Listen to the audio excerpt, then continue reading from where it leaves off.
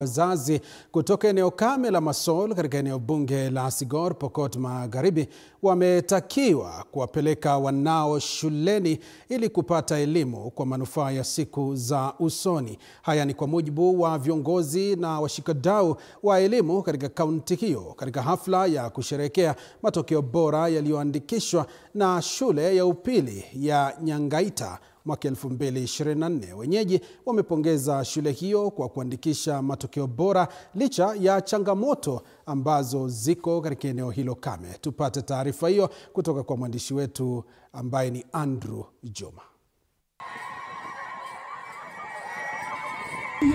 Idadi kubwa ya wanafunzi na viongozi mbalimbali kutoka eneo la Nyangaita katika kaunti ya Pokot Magharibi iliweza kujitokeza katika shule ya upili ya wavulana ya Nyangaita katika kusherehekea matokeo bora ambayo yaliandikishwa na shule hiyo katika mtihani wa mwaka jana.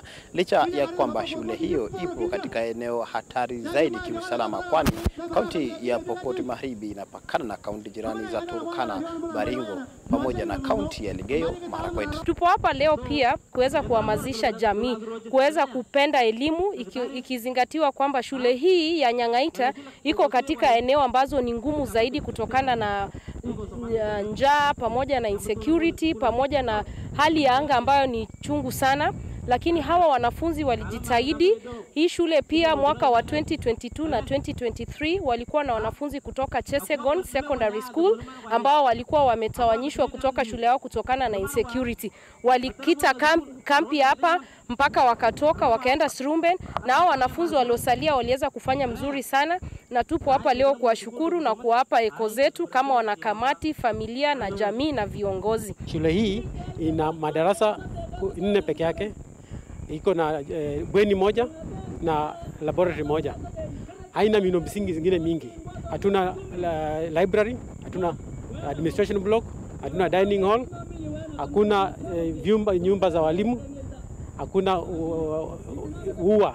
fence, shule haina fence. Na mambo, hakuna maji. Hii area ina ugumu wa maji. Kwa hivyo tuna changamoto mingi sana katika hii shule. Lakini licha ya hizo changamoto, tunashukuru Mungu kwamba ameweza kutuwezesha na tukaweza kusaidia watoto ambao wamepita na kwenda vyuo vikuu. Hapa ilikuwa hakuna shule. Hapa watu walikuwa na changamoto ya ukosefu wa usalama na walikuwa wamehama kutoka sehemu hii. Tangu Kenya ipate uhuru, ilikuwa hakuna shule pande hii. Sasa wakati nimekuja nikawa mjumbe, nikaona ya kwamba watu walianza kurudi hapa, tukaanza kujenga shule hapa. Na hata tunapoongea sasa hapa, bado kuna changamoto nyingi katika shule hii kwa mambo ya ujenzi. Lakini tunashukuru kwamba licha ya hii mambo yote, wale ambao walipata nafasi ya kusomea katika shule hii wamefanya vizuri katika mtihani wa kitaifa na watajiunga na vyuo vikuu mbalimbali katika Kenya hii. Wakizungumza katika hafla hiyo, viongozi mbalimbali walitumia jukwaa hilo kutoa wito kwa serikali kuhakikisha kwamba inatenga fedha za kutosha ili kusaidia shule ambazo zipo katika hatari ya ukosefu wa usalama katika kaunti ya Pokot Magharibi. Nataka tu niseme serikali ifanye ile inaitwa affirmative action kwa mashule kama hii.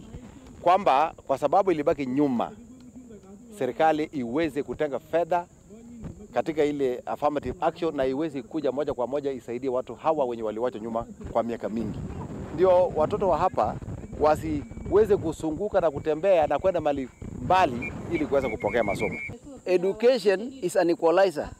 Area hii ni area ambayo imekuwa na changamoto kwa watu ama watoto kwenda shule. Mimi ningeomba wahisani, mimi ningeomba even the national government, Ministry ya Education wasaidie yale mashule siko pandei, ikuwe tu ni free education. Insecurity imepunguka kidogo, si kama hapo awali ambapo tulikuwa na watu wengi wanaenda kuraid. Lakini kwa sasa ni watu wachache, unapata watu wawili wanaenda kuiba. Lakini kwa sasa mimi naona imepungua, imetoka mahali ilikuwa mpaka wa leo tunaona amani imeingia. Ndio mnaona sasa hii shule imefanya vyema kwa sababu ya kukua na amani. Andrew Juma, TV47 katika shule ya upili ya wavulana ya Nyangaita eneo la Masol, kaunti ya Pokot Magharibi. Namshukuru sana Andrew Juma kwa tathmini ya taarifa hiyo. Tuangazie